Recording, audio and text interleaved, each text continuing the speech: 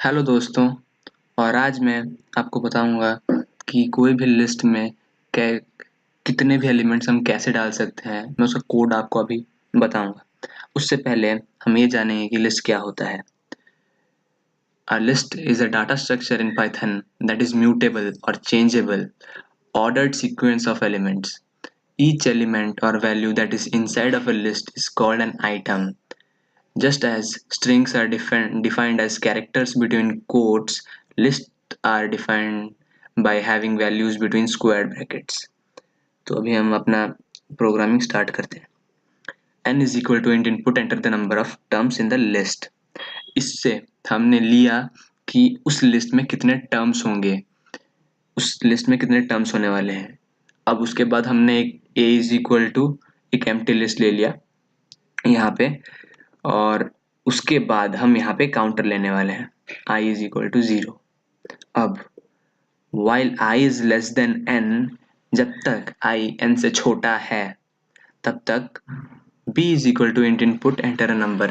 ये b जो हमने इनपुट लिया है ये हम ले रहे हैं क्योंकि हम ये जो नंबर है इसे लिस्ट में भर पाए। लिस्ट के लिए हम एक एलिमेंट ले रहे हैं। उसके बाद उसके बाद a डॉट अपेंड b, मतलब a में आप b जोड़ दीजिए।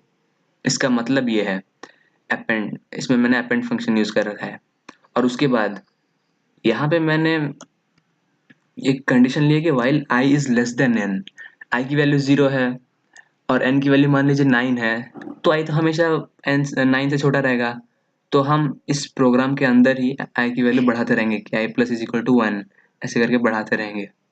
बढ़ाते बढ़ाते बढ़ाते बढ़ाते बढ़ाते जस्ट जब 9 पे आएगा तब वो इनपुट लेना छोड़ देगा, वो तब वो b का इनपुट लेना छोड़ देगा, क्योंकि हमें 9 एलिमेंट्स लेने थे और 9 एलिमेंट्स हो गए, तो बस b का इनपुट और क्यों ले।